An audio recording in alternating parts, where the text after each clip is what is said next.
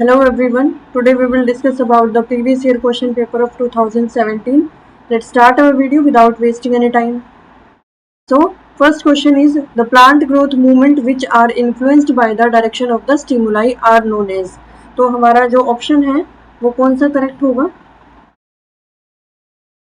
Tropic, nastic movement, tactic movement या फिर senescence. तो इसमें फर्स्ट जो ऑप्शन है वो करेक्ट हो जाएगा. नेस्टिक मूवमेंट क्या होता है? जो प्लांट के अंदर केमिकल्स हैं उनकी वजह से जो मूवमेंट होगी उसको नेस्टिक मूवमेंट हम कह सकते हैं.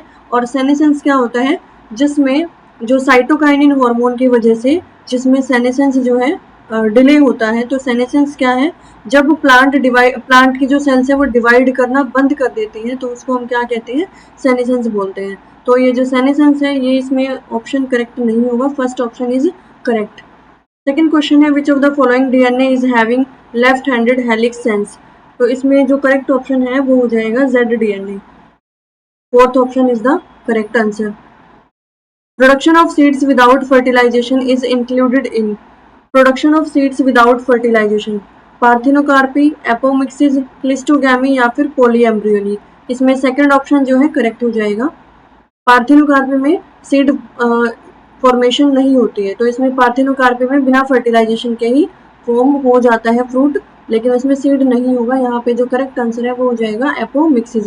क्लिस्टोगैमी में ऑटोगैमी होती है क्योंकि इसमें होता क्या है कि पेटल्स इसकी क्लोज होती हैं इसीलिए इसको क्लिस्टोगैमी बोलते हैं. इसमें ऑटोगैमी ही हो सकती है क्योंकि पेटल्स क्लोज हैं. स्टिग्मा जो फीमेल पार्ट है, स्टिग्मा और एंथर जो है पेटल्स के अंदर प्रेजेंट है. क्लोज्ड टाइप के पेटल्स इसमें होते हैं इसलिए इसको हम क्लिस्टोगैमी कहते हैं. सेल्फ फर्टिलाइजेशन इसके अंदर होगा.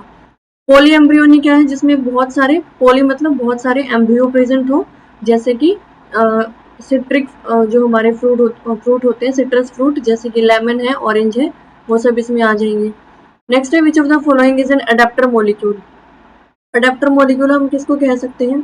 टीआरएनए को, एमआरएनए को या फिर rRNA that is ribosomal RNA, HN heteronuclear RNA. तो ट्रांसफर आरएनए जो है करेक्ट आंसर हो जाएगा. ये हमारा क्या है? करेक्ट आंसर है. ये किस में यूज होता है टीआरएनए? जब प्रोटीन की फॉर्मेशन होती है, प्रोटीन की फॉर्मेशन होती है राइबोसोम्स में, तो उसमें टीआरएनए क्या करता है? अमाइनो एसिड को ट्रांसफर करता है. ये क्या है? एमआरएनए. और इस तरीके से पूरी चेन बन जाती है अमाइनो एसिड की और जिसको हम क्या कहते हैं? प्रोटीन. तो टीआरएनए किसका काम कर रहा है? यहाँ पे अडेप्टर का काम करता है. तो टीआरएनए हमारा करेक्ट आंसर हो जाएगा. Which one of the following is nutritionally essential amino acid. तो 9 हमारे एसेंशियल अमाइनो एसिड होते हैं. 9 एसेंशियल अमाइनो एसिड है जिसमें से फर्स्ट हो जाएगा ट्रिप्टोफैन, सेकेंड होता है हमारा आइसोल्यूसिन,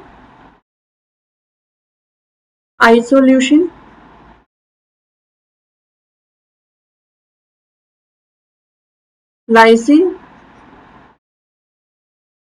और इसमें हो जाएगा ल्यूसिन,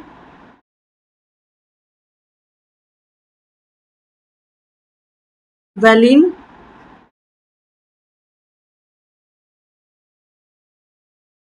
वैलिन के अलावा थ्रियोनिन है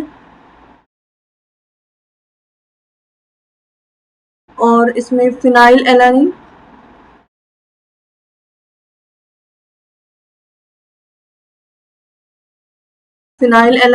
और हिस्टिडीन.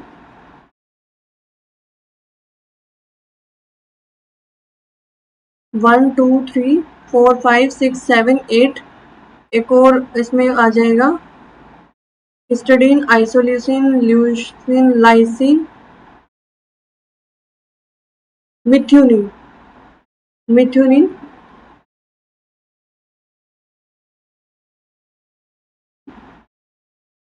मिथ्यूनिन के लिए AUG ये काम करता है और ये स्टार्टिंग कोडोन भी होता है.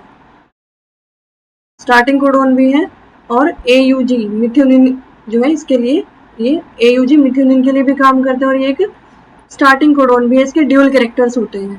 तो ट्रिप्टोफैन जो है एसेंशियल अमाइनो एसिड हो जाएगा. Which of the following plant cell type is living but is devoid of a nucleus of its own at maturity. Plant cells में प्लांट के अंदर जो वेस्कुलर बंडल होते हैं दैट इज जाइलम एंड फिलोयम, तो उसके अंदर फिलोयम जो होता है, फिलोयम ये वाला जो पार्ट है फिलोयम, इसमें सीव ट्यूब एलिमेंट्स हैं, कंपेनियन सेल्स भी हैं। Sieve tube elements correct answer है। इसी के अंदर हमारी जो न्यूक्लियस है वो एब्सेंट होते हैं, तो फर्स्ट जो क्वेश्चन इसमें ऑप्शन है ये करेक्ट हो जाएगा। Which of the following is a bryophyte, bryophyte इनमें से कौन सा है? First, second, third, fourth, hornwort, hornworts and liverwort.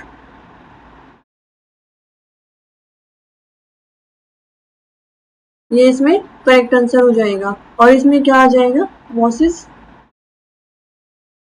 जिसको हम ब्रायोप्सिडा भी बोलते हैं। नेक्स्ट है which one of the following is not correct, not correct पूछा है तो vexillary aestivation, the large posterior petal is called standard, two lateral one are wings and two small anterior petals are termed as keel. तो ये जो है correct है। इसमें हमें नोट करेक्ट बताना है, तो नोट करेक्ट क्या होगा? Dry indehiscent single seeded fruit from bicarpellary syncarpous inferior ovary as cypsela, तो ये भी जो है इसमें करेक्ट है। Cruciform corolla is found in sunflower, ये जो है इनकरेक्ट हो जाएगा। और fourth, perianth and trimerous flower are found in Liliaceae, तो ये भी करेक्ट है। ट्राइमेरस मतलब जिसमें 3 पेटल्स प्रेजेंट होती हैं। लिलिएसी में, लिलिएसी फैमिली में 3 पेटल वाले फ्लावर हमें देखने को मिलेंगे। वैक्सिलरी एस्टिवेशन, ये वाली एस्टिवेशन जिसमें इस तरीके से 2 जो है सुपीरियर होती हैं, फिर उसके बाद 2 इस तरीके से लेटरल होती हैं और एक जो है फ्यूज्ड जिसको हम कील बोलते हैं। तो ये जो है वैक्सिलरी एस्टिवेशन है, इसमें ये बड़ी पेटल्स, फिर लेटरल पेटल्स है और सबसे लास्ट में छोटे पेटल्स जो है फ्यूज्ड, ये क्या है? कील। तो ये करेक्ट है। हमें नोट करेक्ट बताना है तो ये हो जाएगी नोट करेक्ट, थर्ड जो है इसमें हमारा आंसर हो जाएगा। अब इसमें सनफ्लावर में क्रूसिफॉर्म कोरोला इसमें नहीं होते, इसमें जो कोरोला होते हैं वो कौन से हैं? लिग्यूल शेप्ड, ये वाले इसमें कोरोला हमें देखने को मिलेंगे, क्रूसिफॉर्म इसमें नहीं होते। तो थर्ड जो है नॉट करेक्ट है, थर्ड इसमें करेक्ट आंसर हो जाएगा। Which of the following meristematic tissue is responsible for the increase in the height of grass plant? अब जो ग्रास प्लांट है कैसे होते हैं ग्रास? इस टाइप से, मतलब इसमें कैसी वेनेशन है? पैरेलल वेनेशन है।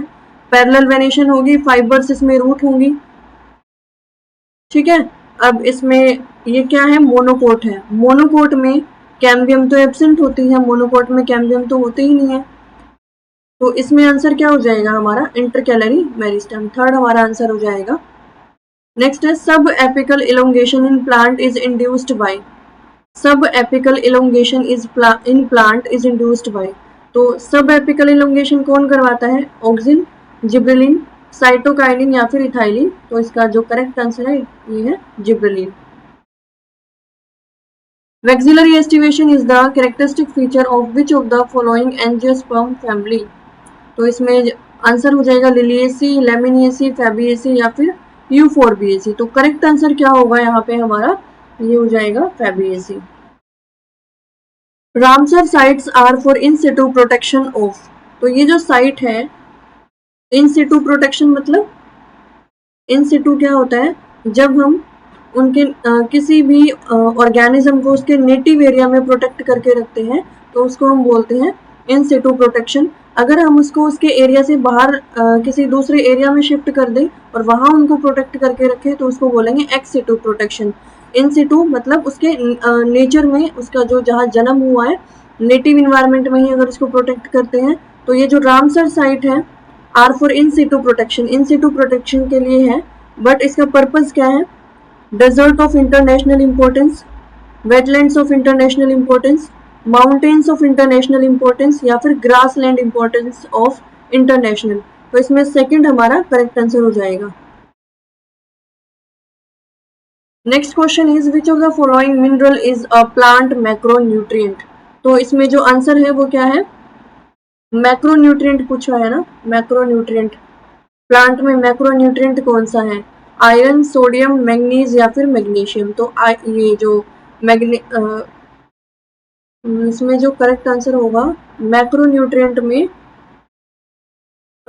मैग्नीशियम होगा, फोर्थ, ये नहीं होगा, मैग्नीशियम होगा, क्योंकि मैग्नीशियम किसके अंदर होता है, क्लोरोफिल में, क्लोरोफिल में इस तरीके से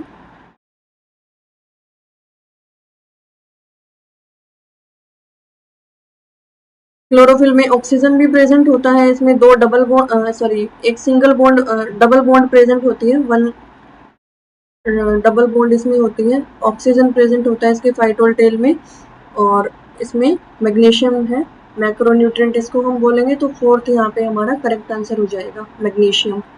नेक्स्ट है organism which require NaCl for growth are called. NaCl की जिसको रिक्वायरमेंट होती है, तो आर्की बैक्टीरिया में हमने तीन तरह के बैक्टीरिया पढ़े हैं। एक होता है मिथेनोजेंस, जो मीथेन गैस फॉर्म कर सकते हैं, जो रूमिनेंट्स ऑर्गेनिज्म के अंदर मिलते हैं, मीन्स जो जुगाली करने वाले जानवर होते हैं उनमें मिलते हैं, जिनमें र्यूमन होता है, तो मिथेनोजेंस हो जाएगा। सेकंड होता है ये हेलोफाइल्स, जो सोल्टी एरिया में रह सकते हैं, और NaCl किसका फॉर्मूला है, सॉल्ट का, तो हेलोफाइल यहाँ पे करेक्ट आंसर हो जाएगा हमारा। ठीक है, हेलोफाइल्स किसकी कैटेगरी में आते हैं, आर्की बैक्टीरिया की कैटेगरी में ही आते हैं। एक और था जो थर्मस एक्वेटिकस है एग्जाम्पल, PCR में जो यूज होता है, जो हाईली टेम्परेचर वाली कंडीशन में सर्वाइव कर सकता है, उसको हम क्या कहेंगे, उसको हम बोलेंगे, जैसे हेलोफाइल है तो वो क्या हो जाएगा, थर्मोफाइल्स। तो ज़्यादा हाईली कंडीशन में जो रहते हैं उसको हम क्या बोलेंगे, आर्की बैक्टीरिया में हेलोफाइल्स, जो सॉल्टी कंडीशन में रहते हैं, जो ज़्यादा टेम्परेचर वाले कंडीशन में रहते हैं, और मिथेन गैस प्रोड्यूस करने वाले जो मिथेनोजेंस हैं। तो ये तीन तरह के आर्की बैक्टीरिया हमारे होते हैं, तो आंसर क्या है, halophiles. Number of double bond in the phytol tail of a chlorophyll molecule is, ये तो अभी हुआ था, तो इसमें 1 हमारा करेक्ट आंसर हो जाएगा। An example of an unicellular algae used as food supplement by space traveller, तो स्पेस में जाने वाले जो लोग होते हैं वो किस तरह की एल्गी को यूज करते हैं अपने फूड के रूप में, गैलिडियम, सरगैसम, क्लोरेला या फिर लैमिनेरिया, तो ये क्लोरेला जो है इसको यूज करते हैं। Total water present in soil, soil में कितना वाटर प्रेजेंट है उसको हम क्या कहते हैं, उस टर्म को क्या बोलेंगे, ये हो जाएगा होलार्ड। सेकंड यहाँ पे हमारा आंसर हो जाएगा। Select false statement about entero entero enteropneusta, तो इसमें proboscis cylindrical and tapering, alimentary canal straight and filter feeder, collar bearing ciliated arm, several pair of U shaped gill slits. तो इसमें proboscis जो है ये किसके अंदर होता है, इस तरीके से प्रोबोस्किस जो है अर्थवॉर्म में भी था प्रोबोस्किस, और ये जो है हमारे जो हेमिकोडेटा होते हैं उसके अंदर भी कुछ इस तरीके से हमें देखने को मिलता है। स्टोमोकोड, ये प्रोबोस्किस हो जाएगा इस तरीके से। तो प्रोबोस्किस जो है सिलेंड्रिकल है और टेपरिंग है। सेकंड है एलिमेंट्री कैनाल स्ट्रेट है, फिल्टर फीडर है, collar bearing ciliated arm, several pair of U shaped gill slits. अब बताना क्या है हमें, इसमें फॉल्स स्टेटमेंट इसमें बतानी है, तो फॉल्स स्टेटमेंट क्या है, कॉलर बियरिंग ये इसमें नहीं होते, कॉलर बियरिंग सिलेटेड आर्म इसके अंदर नहीं प्रेजेंट होती।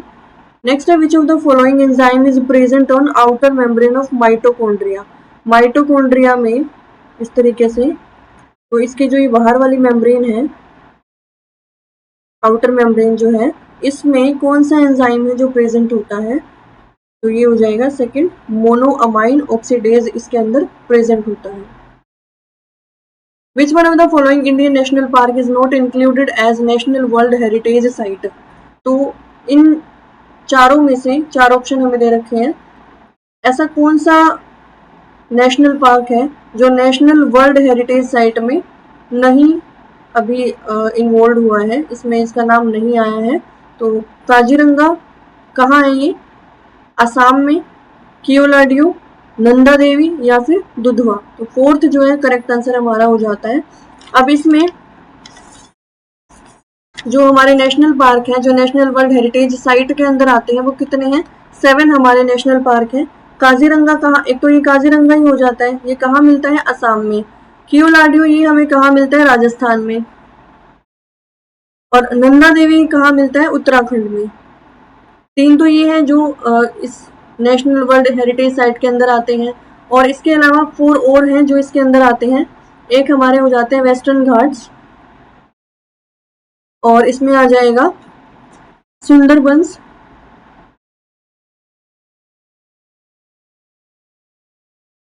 सुंदरबंस है, और ग्रेट हिमालय नेशनल पार्क आ जाएगा जो हिमाचल प्रदेश के अंदर है। और इसमें आ जाएंगे हमारे काजीरंगा, नंदा देवी, केओलाडियो, वेस्टर्न घाट है, और सुंदरबंस हो जाएगा। और इसमें एक और है that is great Himalaya national park है जो हिमाचल प्रदेश में है। तो ये सारे हमारे किस में आते हैं? नेशनल वर्ल्ड हेरिटेज साइट में। तो जो नहीं है वो क्या हो जाएगा? दुधवा। ये इस लिस्ट के अंदर, इस लिस्ट में नहीं आता। इसमें 7 है हमारे, जो 7 है वो मैंने आपको बता दिए हैं। वेस्टर्न घाट भी इसी में आता है। अगर इनके अलावा आपको ये ऑप्शन में मिल जाता है वेस्टर्न घाट, तब भी यही आंसर होता। सुंदरबंस ये भी इसके अंदर आता है, तो अगर ये ऑप्शन में होता तो भी यही आंसर होता। दुधवा जो है ये इसके अंदर नहीं आएगा। Which of the following is a gaseous plant hormone? तो इसका आंसर इथाइलिन होता है। Chemiosmotic hypothesis is concern with?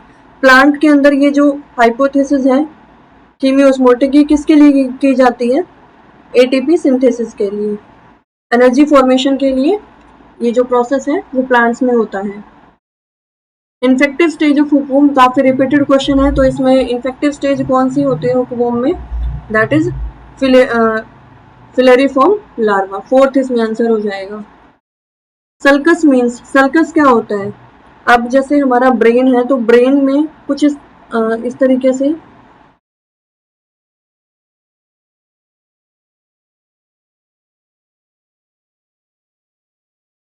Irregular structure present होते हैं। तो ये जो बीच में ग्रूव्स वाला एरिया बचता है, अगर मैं प्रॉपर स्ट्रक्चर बनाऊं ब्रेन में कुछ इस टाइप से,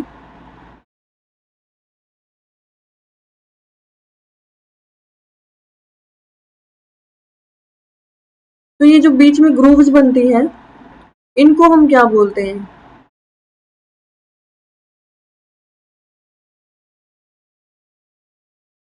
जो बीच में ग्रूव्स बनेंगी इनको हम क्या बोलते हैं? सल्कस। तो ऑप्शन क्या है? An area for roosting and resting of bat, incorrect है। A part of hypothalamus, incorrect. Downfold of cerebrum, it is correct option. Next है orientation based on memory is called, ये भी रिपीटेड है question. तो इसमें answer क्या हो जाएगा? आंसर क्या होगा इसका? नीमोटैक्सिक। इसेसिस मीन्स, इसका मतलब क्या होगा? Organic and upper least layer of soil, process of successful establishment of A species in new area, यही इसका आंसर हो जाएगा second. Successful establishment of a species in a new area, तो नए एरिया में किसी में भी अगर एक स्पीशीज जो है एस्टेब्लिश होती है सफलतापूर्वक अच्छे से, तो उसका हम क्या बोलते हैं? Ecesis. Epimastigote is represented by the form in which kinetoplast is, तो ये क्या है? ये ट्राइपेनोसोमा में एक स्टेज है एपिमेस्टिगोट। और निटोप्लास्ट क्या होता है? ये अगर न्यूक्लियस के पास में, अगर न्यूक्लियस के पास कोई माइटोकॉन्ड्रिया प्रेजेंट हो, सॉरी, न्यूक्लियस के पास अगर कोई माइटोकॉन्ड्रिया प्रेजेंट हो तो हम उसको क्या बोलते हैं? निटोप्लास्ट। अब ये जो निटोप्लास्ट है ये न्यूक्लियस के अगर पास है तो इस टर्म को हम बोलते हैं निटोप्लास्ट। और इसमें हमारा आंसर क्या है? क्लोज टू द न्यूक्लियस, ये थर्ड हो जाएगा। थर्ड हमारा करेक्ट आंसर हो जाता है।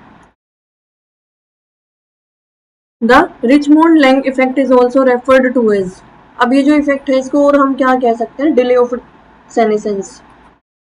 डिले ऑफ सेनेसेंस, इसके लिए हम कौन सा हार्मोन यूज करते हैं? अगर हमें किसी फ्रूट में डिले कराना है सेनेसेंस को, मतलब अगर उसके डिवीजन को, एक फ्रूट जो है उसमें डिवीजन होती है या किसी भी प्लांट के एरिया में डिवीजन हो रही है और हम चाहते हैं कि इसमें डिवीजन होती रहे, इसमें डिवीजन बंद ना हो, स्टॉप ना हो इसका इसके सेल्स का डिवाइड होना, तो हम उसमें अगर साइटोकाइनिन हार्मोन उसमें बनता रहेगा तो उसकी जो सेनेसेंस है वो भी डिले हो जाएगी।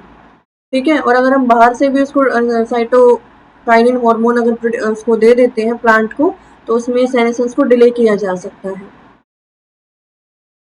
Plant group in which the main plant body is a gametophyte, तो इसमें आंसर जो है वो क्या हो जाएगा हमारा, ब्रायोफाइटा। इसके अंदर जो गैमेटोफाइट है वो क्या है, मेन प्लांट बॉडी होती है, और जो स्पोरोफिटिक है वो गैमेटोफाइट के ऊपर डिपेंड करती है। Which one of the following is not an example of radial symmetry. अब रेडियल सिमिट्री क्या होती है, अगर हम इस तरीके से किसी भी ऑर्गेनिज्म को डिवाइड कर सके और वो हर जगह से हमें सेम दिखे, तो वो क्या है, रेडियल सिमिट्री है। लेकिन अगर किसी ऑर्गेनिज्म को हम इस तरीके से डिवाइड करें और वो लेफ्ट और राइट इक्वल इक्वल हमें हम पार्टीशन उसका कर सके, तो वो बाइलेटरल सिमेट्री होती है। अब इसमें पूछा गया है कि नोट रेडियल सिमेट्री में कौन नहीं आता, लार्वल स्टेज ऑफ पोरिफेरा ये होगा, larval stage of Echinodermata, adult of Ctenophora और एडल्ट ऑफ सिलेंट्रेटा। तो जो लार्वल स्टेज इकाइनोडर्मेटा की है ये बाइलेटरल होती है। इसमें एडल्ट अगर होता तो ये ऑप्शन करेक्ट हो जाएगा, लेकिन लार्वा बोला है तो लार्वा जो है इसमें बाइलेटरल होता है। और इसके इकाइनोडर्मेटा में जो स्टार फिश है, स्टार फिश की एडल्ट स्टेज क्या किस में आएगी, रेडियल सिमेट्री में। लेकिन लार्वल स्टेज किस में आती है, सॉरी इसमें इकाइनोडर्मेटा में जो स्टार फिश है, स्टार फिश की जो एडल्ट जब वो बन जाएगी ऐसे, तो उसमें रेडियल सिमेट्री आएगी। इस तरीके से हम इसको डिवाइड कर सकते हैं। लेकिन जब ये लार्वा स्टेज में है तो इसमें बाइलेटरल सिमेट्री होती है, और इसमें पूछा क्या है कि जिसमें रेडियल नहीं है, तो यही हो जाएगा हमारा answer second. Club fungi which grow in living plant body as parasite are, तो first option is correct, Ustilago and Puccinia. Puccinia और क्या करता है, वीट के अंदर जो ब्लैक कलर की का उसके ऊपर पाउडर सा हमें नजर आता है वीट्स में, तो वीट में जो फंगस लगती है वो भी किसकी वजह से होती है, पक्सीनिया की वजह से। Codon triple U is used for which amino acid, तो ये जो ट्रिपल यू है ये कौन से अमाइनो एसिड के लिए काम करता है, किसके लिए कोड करता है, only for phenylalanine. In haplobiontic type of life cycle there is alteration of, तो इसमें आंसर जो होगा वो क्या हो जाएगा, फोर्थ हमारा करेक्ट आंसर है। Two gametophyte generation with one sporophytic generation, two sporophytic generation with one gametophytic generation, one sporophytic generation with one gametophytic generation, dominant gametophytic generation with zygote being the only diploid cell, तो fourth हमारा correct हो जाएगा। Which one of the following statement is not true about pheromones, तो pheromones क्या है, जो hormones plant के अंदर होते हैं उनको हम क्या कहते हैं, फिरोमोन्स। तो कौन सा इसमें फिरोमोन्स की कैटेगरी में इन जो ये बातें बोली हैं, तो इनमें से कौन सा ट्रू नहीं है। Pheromones were earlier called ecto hormone, ये करेक्ट है। Chemical used for communication between कौन स्पीशीज, ये भी करेक्ट हो जाएगा। The production of pheromones may be along with saliva, urine and feces. This is also correct. Among vertebrate, pheromones are not received by nasal epithelium. तो this is incorrect. ये incorrect statement है। मेटानेफ्रोज kidney formed from the, तो जो मेटानेफ्रोज kidney है वो किससे बनती है, मेटानेफ्रोज किडनी जब एक ऑर्गेनिज्म फर्टिलाइजेशन के बाद उसकी जो शेप है वो कुछ इस तरीके से होती है, 3 लेयर उसके अंदर होगी, और इन्हीं से पूरा जो ऑर्गेनिज्म की बॉडी है वो बनती है। ये एक्टोडर्म, मेसोडर्म और एंडोडर्म। तो मेसोडर्म से हमारे, जैसे हमारा हार्ट है वो कौन सी लेयर से बनता है, तो मेसोडर्म से बनता है। स्किन कौन सी लेयर से बनती है, या जो ये बिल्कुल अंदर वाली जो लेयर है एंडोडर्म, इससे क्या क्या ऑर्गन्स बनते हैं। तो इसी तरीके से पूछा है कि जो मेटानेफ्रोज किडनी है वो कहाँ से बनी है, किस एरिया से बनी है। तो इसमें आंसर जो होगा वो क्या हो जाएगा हमारा, थर्ड ऑप्शन करेक्ट हो जाएगा, that is posterior and mesoderm of nephrogenic. Optimum pH of arginase enzyme is, ये जो है ये कहाँ यूज होता है, यूरिया साइकिल में, और इसकी जो पीएच है वो क्या हो जाएगी 9.7। अगर 9 to 10 भी अगर ऐसे ऑप्शन में मिलता है तो उसको भी हम करेक्ट लगा सकते हैं। विच one of the following group exclusively represent secondary metabolite. तो सेकेंडरी मेटाबोलाइट इसमें कौन होगा? बायोमोलिक्यूल्स का जो चैप्टर है उसमें टेबल गिवन है, वहां से हम इसको देख सकते हैं। तो इसमें जो हमारा आंसर होगा वो हो जाएगा, ऑप्शन देख लेते हैं, morphine, ricin, abrin, protein, fat and ricin, nucleic acid and anthocyanin. तो फर्स्ट जो है हमारा आंसर हो जाता है, that is morphine and ricin. Which one of the following is not a biochemical or physiological change occurring during metamorphosis of frog? Metamorphosis क्या होता है? जब कोई ऑर्गेनिज्म लार्वा स्टेज से अपनी एडल्ट फॉर्म में आता है उसको हम क्या कहते हैं? मेटामॉर्फोसिस। जैसे हमने अभी स्टार फिश का देखा था, स्टार फिश पहले किस फॉर्म में होती है? कुछ इस तरीके से,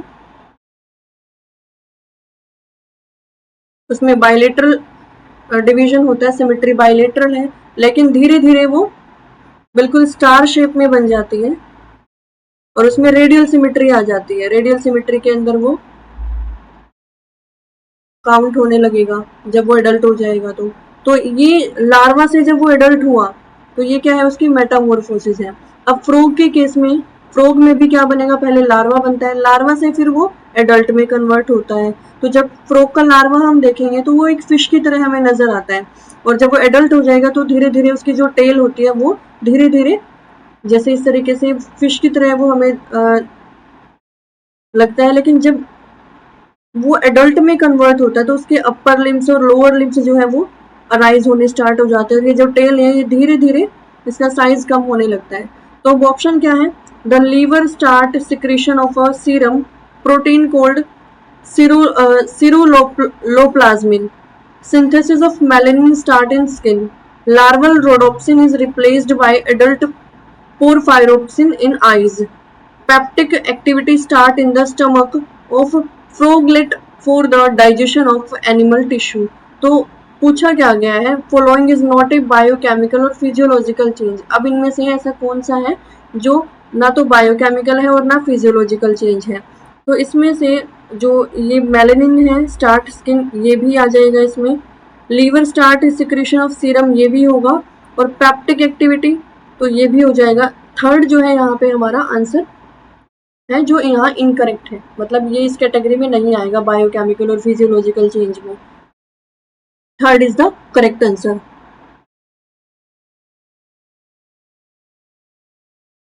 tight junction, belt desmosome, spot desmosome and gap junction are respectively known as. तो ये जंक्शन पहले हम ये देख लेते हैं होते क्या है। दो सेल्स के बीच का जो जंक्शन होता है अगर वो बिल्कुल टाइटली अरेंज हो इस तरीके से तो हम उसको क्या कहते हैं? जब बीच में गैप प्रेजेंट ना हो ऐसे तो वो क्या हो जाएगा? Tight junction. Belt desmosome, spot डेस्मोसोम, ये सब क्या है? Gap junction. ये सब क्या होते हैं? सेल्स के बीच में किस तरह का इंटरेक्शन है उसको, उसके बेसिस पे हम जंक्शन या हम कह सकते हैं ये टाइप्स हैं सेल के इंटरेक्शन, किस तरीके से सेल इंटरेक्ट करते हैं। तो इनके लिए ऑप्शन में क्या क्या गिवन है? Macula communicans, zonal adherens, macula adherens and zonal occludens. Second option क्या है? Zonal communicans, macula communicans, zonal adherence and zonal occludence. Third is zonal occludence, zonal adherence, macula adherence and macula communicans. Fourth is zonal occludence, zonal adherence, macula communicans and macula occludence. तो यहाँ पे tight junction के लिए जो use होता है वो क्या है? जोनल ओक्यूलिडेंस, ये वाला, ये इसमें भी है। अब देखते हैं थर्ड और फोर्थ में से आंसर क्या होगा।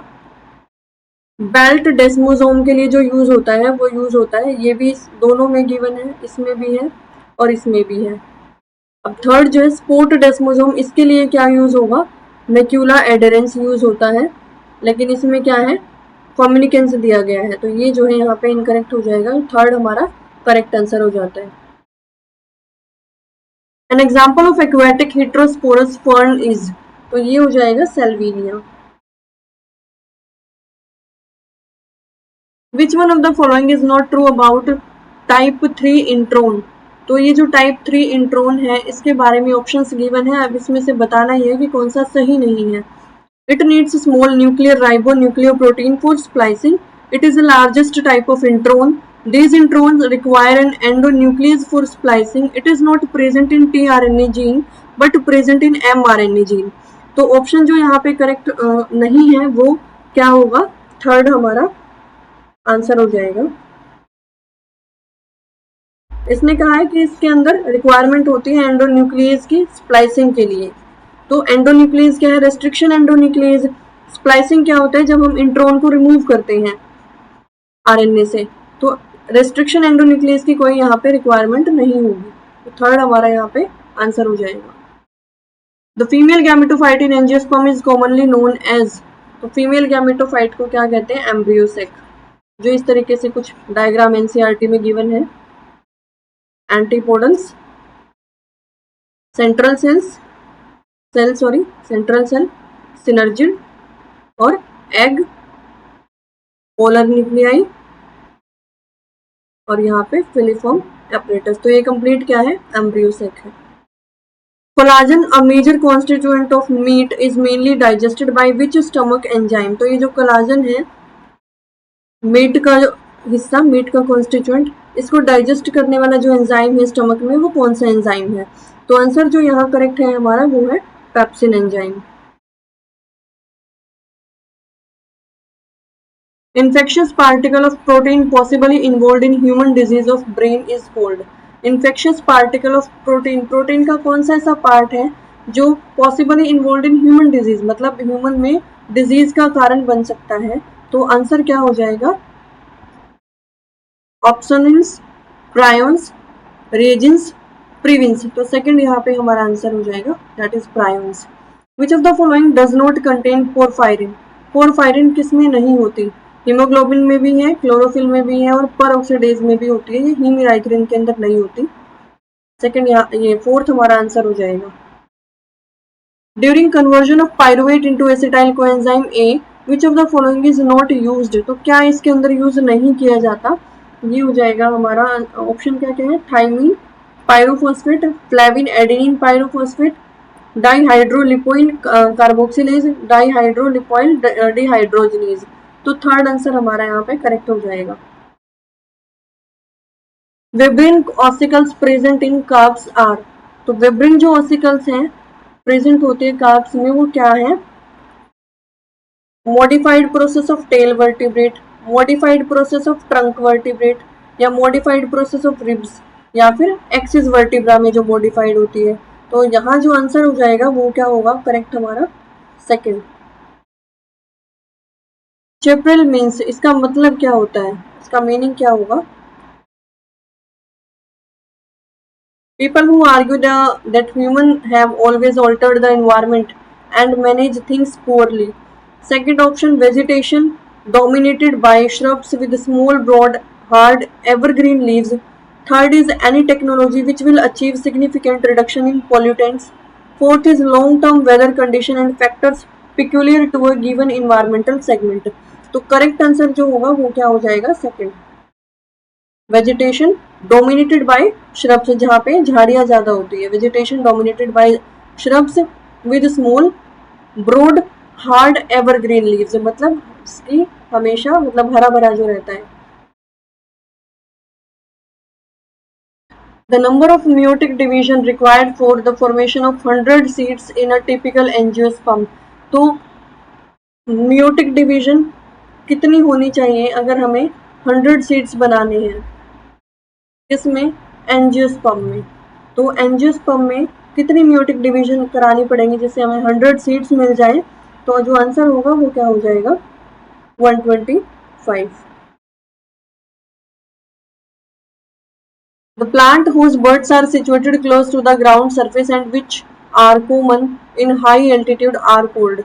The plant whose buds are situated, जो जमीन के पास होते हैं, and which are common in high altitude, और वो हाई एल्टीट्यूड पे भी मिलते हैं, मतलब ज़्यादा हाइट पे भी मिलते हैं और ज़मीन के पास भी होते हैं। तो ऐसे कौन से प्लांट हैं, तो ऐसे कौन से प्लांट होंगे जो दोनों जगह हमें देखने को मिलते हैं, वो होते हैं चेमियोफाइट्स। कोप्रोफेगी मीन्स, ये भी रिपीटेड क्वेश्चन है, जो फिशिस मटेरियल पे या काओ डंग पे जो फीड करते हैं उनको बोलते हैं, consumption of fishes. Guano, the fecal matter of bird, does not possess. Guano, the fecal matter of bird, birds के का जो fecal matter है उसमें क्या नहीं होता? सल्फर, फॉस्फोरस, नाइट्रोजन या फिर आयरन। तो इसके अंदर क्या नहीं होता वो बताना है, ये हो जाएगा सल्फर। हो सकता है ये क्वेश्चन आपको क्लियरली विजिबल ना हो तो मैं एक बार और रिपीट कर देती हूँ। Guano, the faecal matter of bird does not possess, इसमें जो नहीं होता सल्फर, नाइट्रोजन, फॉस्फोरस या फिर आयरन। तो सल्फर जो है करेक्ट आंसर हो जाएगा। During fertilization, if fertilization of eggs, nucleus become inactive, then only sperm nucleus participate in development, this is called। तो फर्टिलाइजेशन के दौरान एग न्यूक्लियस क्या है, इनएक्टिव है, सिर्फ कौन काम कर रहा है, स्पर्म न्यूक्लियस पार्टिसिपेट, मतलब जो मेल का न्यूक्लियस है वही पार्टिसिपेट कर रहा है डेवलपमेंट में। तो इस तरह की जो फर्टिलाइजेशन है उसको हम क्या कहते हैं, इस तरह की जो फर्टिलाइजेशन होती है। अब जो गाइनोवर्ड है वो फीमेल के लिए यूज होता है, लेकिन यहाँ काम कौन कर रहा है, मेल, ओनली स्पर्म न्यूक्लियस। तो यहाँ पे गाइनो फीमेल के लिए है, गाइनोजेनेसिस, प्लूटोजेनेसिस, एंड्रोजेनेसिस जो है करेक्ट आंसर हो जाएगा। एंड्रोशिया मतलब मेल के लिए वर्ड यूज करते हो, और यहाँ पे क्या है, एंड्रोजेनेसिस। तो सेकंड यहाँ पे हमारा करेक्ट आंसर हो जाएगा। नेक्स्ट है, which of the following codon does not produce any amino acid, जो किसी भी अमाइनो एसिड के लिए काम नहीं करता। तो आंसर क्या होगा यहाँ पे हमारा करेक्ट, ये हो जाएगा UUA, UGU, UAG, UCG। तो ये थर्ड जो है ये क्या है, स्टॉप कोडोन है, और ये किसी भी अमाइनो एसिड के लिए काम नहीं करता। और क्या हो सकते हैं इसके अलावा, UGA और UAA, ये तीनों ही हमारे स्टॉप कोडोन है। टोटल कितने होते हैं, 64। 61 क्या है, फंक्शनल है, और प्लस में 3 क्या है, स्टॉप कोडोन है। टोटल कितने हो गए, 64। और एक और मैंने बात बताई थी, वो क्या थी कि इसमें एक ऐसा अमाइनो एसिड है जो स्टार्टिंग कोडोन भी है और मिथ्योनिन के लिए काम भी करता है, और ये अकेला ऐसा भी है जिसके लिए एक ही कोडोन जो है वो काम करता है। ठीक है, मतलब AUG ही जो है मिथ्योनिन के लिए काम कर सकता है, मिथ्योनिन को कोई और प्रोड्यूस नहीं कर सकता। बोटानिकल नेम ऑफ द पीट मोस इज, तो बोटानिकल नेम इसका क्या हो जाएगा, पीट मोस का बोटानिकल नेम जो है वो इसका होगा स्फेग्नम। Second option is correct. Which one of the following is not an inhibitor of electron transport chain, inhibitor नहीं है ETC चेन का, कौन इसमें आंसर होगा, कौन सा हो जाएगा, रोटिनोन, एंटीमाइसिन A, 2,4 डाइनाइट्रोफिनोल या फिर एमोबार्बिटोल। तो जो आंसर है वो क्या हो जाएगा, यहाँ पे हमारा थर्ड आंसर जो है करेक्ट हो जाएगा, 2,4 डाइनाइट्रोफिनोल। फिर है, the only membrane phospholipid that is not derived from the phosphatidic acid is, तो ऐसा द ओनली मेम्ब्रेन फॉस्फोलिपिड, ऐसा कौन सा फॉस्फोलिपिड है जो डिराइव नहीं किया गया फॉस्फेटिडिक एसिड से। तो आंसर क्या हो जाएगा यहाँ पे, सिफेलिन, स्फिंगोमाइलिन, लेसिथिन या फिर कार्डियोलिपिन। तो सेकंड यहाँ पे हमारा आंसर हो जाएगा sphingomyelin. The only membrane phospholipid that is not, ये हो गया अभी सेकंड यहाँ पे। इसमें ये विजिबल क्लियर नहीं है, कुछ क्वेश्चन उनको मैंने टाइप किया है, और जो क्वेश्चन पेपर में विजिबल है जो मुझे मिला था तो उसके मैंने कुछ एज इट इज फोटो लिए हैं। Which one of the following is the result of an inborn error of nucleic acid? Inborn error of nucleic acid. तो इनबोर्न मतलब जो जन्म से होते हैं, जन्म से DNA में अगर कोई म्यूटेशन आ जाती है, कोई इसमें जैसे बेस पेयर है अगर उसमें कोई चेंज होता है, म्यूटेशन होती है, तो उनमें से ऐसी कौन सी मतलब उस म्यूटेशन की वजह से ऐसी कौन सी डिजीज है जो हो सकती है। तो कौन कौन सी है, हैटनप डिजीजेज, फेब्रिज डिजीजेज, लीशनियान सिंड्रोम या मेकार्डल सिंड्रोम। तो इसमें थर्ड जो है हमारा आंसर हो जाएगा। ये क्या है, inborn error of nucleic acid, मतलब DNA से रिलेटेड है, हमारे न्यूक्लिक एसिड से रिलेटेड ये डिजीज है। Signal recognition particles is a complex of, signal recognition particles कौन है, सिग्नल रिकॉग्निशन पार्टिकल्स किसका कॉम्प्लेक्स है, वो इज अ कॉम्प्लेक्स ऑफ। तो ये किसका कॉम्प्लेक्स है, मतलब कितने इसमें डिफरेंट टाइप के प्रोटीन्स होंगे सिग्नल रिकॉग्निशन में। इसमें हमारे 6 प्रोटीन होते हैं और 300 न्यूक्लियोटाइड RNA होते हैं। 300 न्यूक्लियोटाइड RNA के 300 न्यूक्लियोटाइड होते हैं, मतलब एडेनिन आ जाएगा, यूरेसिल आएगा, ग्वानिन आएगा और साइटोसिन आएगा। तो 300 न्यूक्लियोटाइड है और 6 हमारे इसमें प्रोटीन होंगे।